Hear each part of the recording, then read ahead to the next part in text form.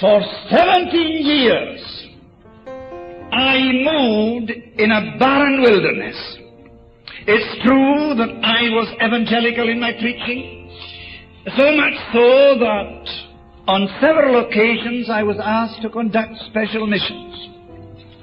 I was even asked to address Catholic conventions. Because I was Campbell of the 21 revival. I was Campbell of the Mid-Argyll revival. And because of that, I was asked to address those conventions and conduct those missions. And God, in His mercy, gave me a measure of encouragement. God is wonderful. 17 years of it, knowing in my own heart that I wasn't right with God. Oh, what an experience! What an experience! Feeling out of touch. And on my knees before God, again and again I acknowledged it. Until one morning, I was preparing for a Catholic convention. I'm in my study.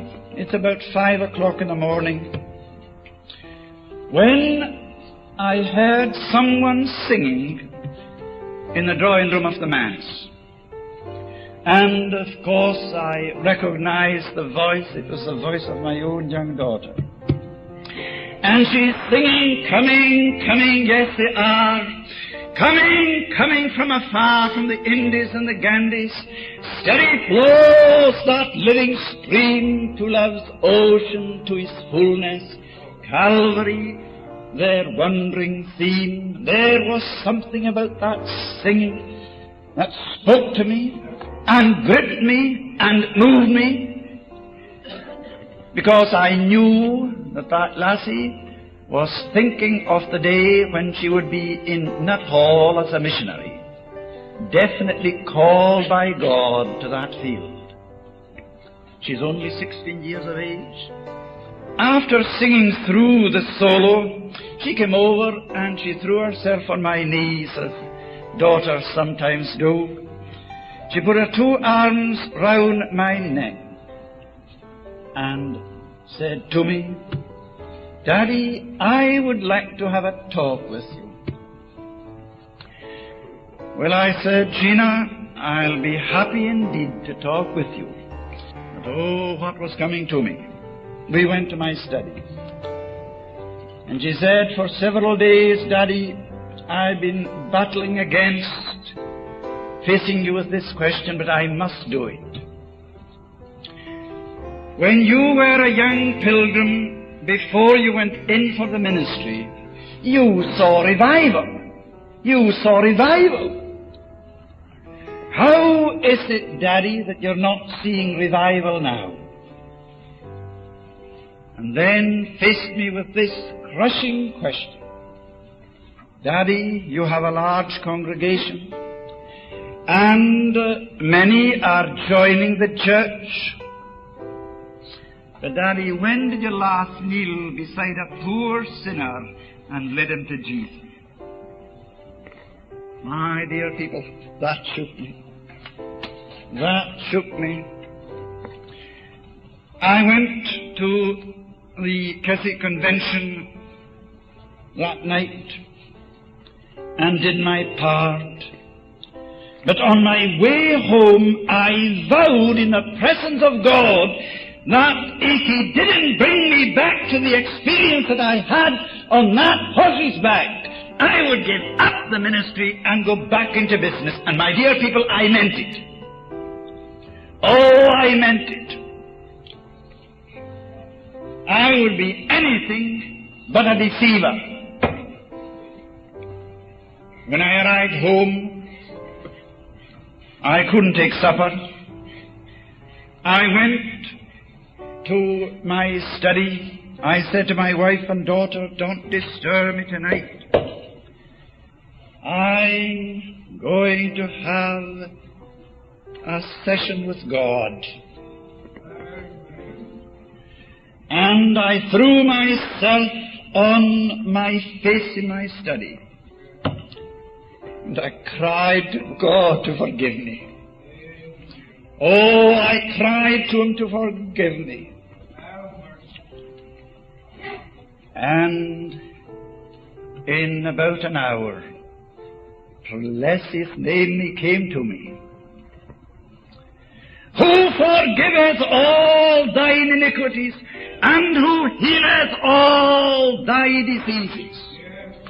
And I knew that God had come to make me again, and to bring me back to that glorious experience in the fullness of the blessing of the Holy Ghost. I know that I lay there with this power coming over me.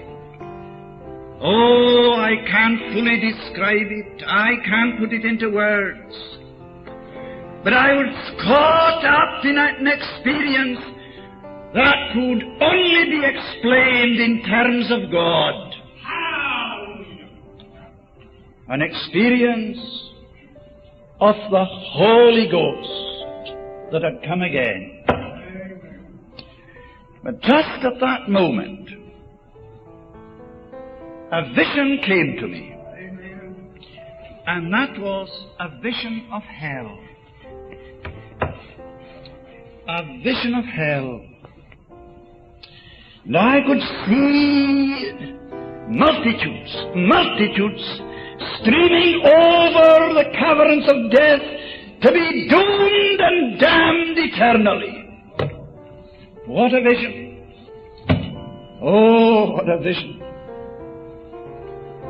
At that moment, the door of my study opened, and that dear lassie came in. She lay down beside me, and I can almost hear her voice now as she is praying to God and saying, "Oh, Jesus, keep His reason to Daddy." She was afraid that I was going mental because of the vision that God gave me. The vision of souls lost eternally. God kept my reason to me. And suddenly it left me. But it left me weak. Oh, brother, it left me weak.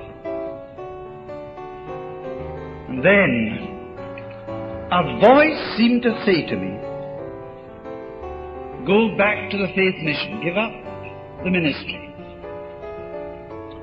You've suffered much by what you listened to in the church. For 17 years you've been in a barren wilderness. God has come to you again. Obey God." And thank God, oh, thank God. I said yes to God, and the flood tides of glory came over me again. And if I had a vision of hell, oh, I had a vision of the risen Christ. The risen Christ, able to save to the uttermost, and God saying to me, "Go out and tell it again." And on the following morning, I wrote 3 letters to the secretary of my congregation, to the presbytery clerk, and to the clerk of assembly, resigning my charge in this town, but retaining my status as a Presbyterian minister in Scotland.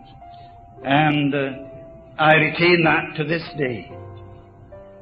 But I'm now free. A month's time, I'm free to go out. I'm free to proclaim the glorious gospel, and I'm happy in the midst of the Holy Ghost. My dear people, I say that from the depth of my heart. It was the Holy Ghost that did it.